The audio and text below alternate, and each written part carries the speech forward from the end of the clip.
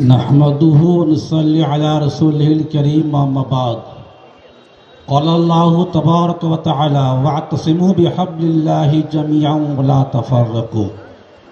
सम्मानित आजकेर सुधी আমরা হিন্দু মুসলমান একত্রিত হয়ে আজকের এই সভাটিকে আমরা সফল করার জন্য সমবেত হয়েছি। আমি আপনাদের কৃতজ্ঞতা জ্ঞাপন করছি। সম্মানিত সুধী, আমরা জানি আমাদের দেশ প্রায় ২৫০ বছর ধরে ব্রিটিশ সরকার শাসনের নাম করে আমাদের দেশকে শোষণ ও লুণ্ঠন করেছিল। আমরা আবার আমাদের দেশের মধ্যে হিন্দু মুসলমান শিখ ইসাই সকলে মিলে শান্তিতে বাস করার উদ্দেশ্যে আমরা আমাদের স্বাধীনতা ফিরিয়ে আনতে আমরা সকলে মিলে রক্ত ঝরিয়ে আমরা আমাদের দেশকে স্বাধীন করেছি। আপনারা ইতিহাসে পড়েছেন, দেশ স্বাধীন করতে গিয়ে আমাদের প্রায় লক্ষখানেক মানুষের রক্ত গেছে, তা শহীদ হয়েছে। হিন্দু মুসলিম শিখ ইসাই সকলের রক্ত ঝরা দিয়ে আমাদের দেশ স্বাধীন হয়েছে। উদ্দেশ্য ছিল আমাদের একটাই, আমরা যেন বিভিন্ন ধর্মের মানুষ এই দেশের মধ্যে সবাই স্ব ধর্ম নিজ নিজ স্বাধীনতা নিয়ে আমরা এখানে থাকতে পারি, বসবাস করতে পারি।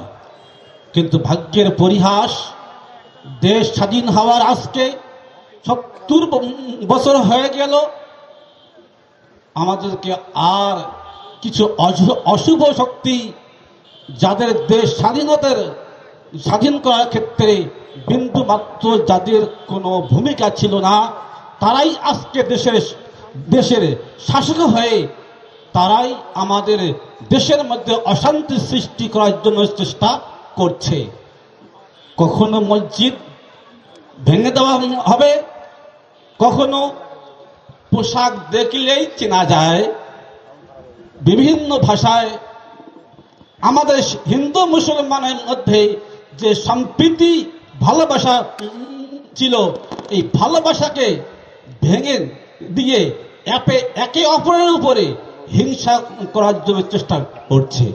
তবে একটা কথা মনে রাখবেন, এই বিশাল বড় দেশ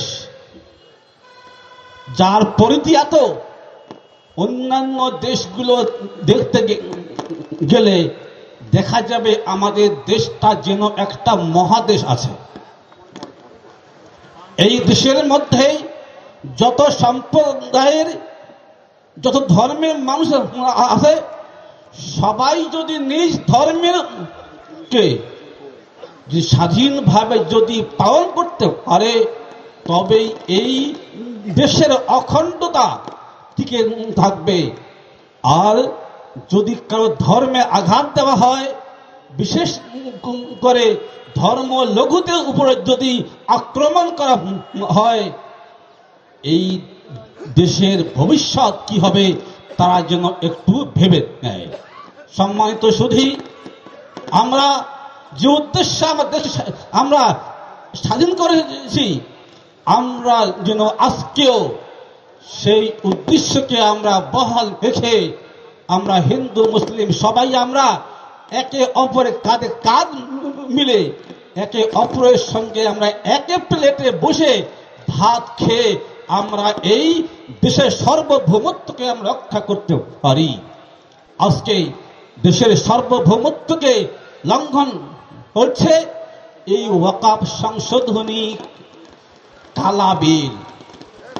আপনারা জানেন, মুসলমানের প্রত্যেকটা মসজিদ ওই সম্পত্তির একটা অংশ।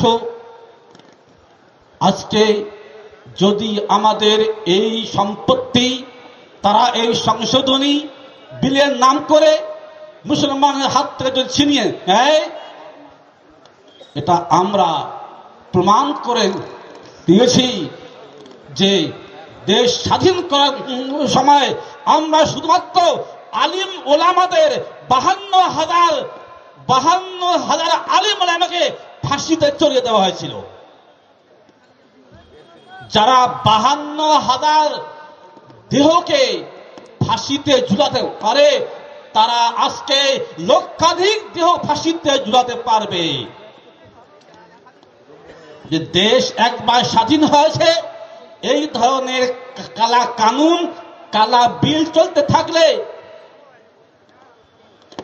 এটা আমাদের বুঝতে হবে স্বাধীনতা নয়, আমরা পরাধীন হয়ে গেছি।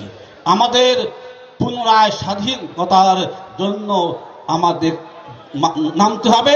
যদি কেন্দ্র সরকার যদি এই কালা বিলকে বাতিল না করে, এজন্য আমরা সবাই মিলে আমরা এই কেন্দ্র সরকারের এই কালা বিলের আমরা প্রত্যাহারের দাবি করছি এবং আমাদের শরীরে এক বিন্দু রক্ত থাকা পর্যন্ত আমরা এর প্রতি আমরা সন্দেহ থাকবো ভাই, ইনশাআল্লাহ।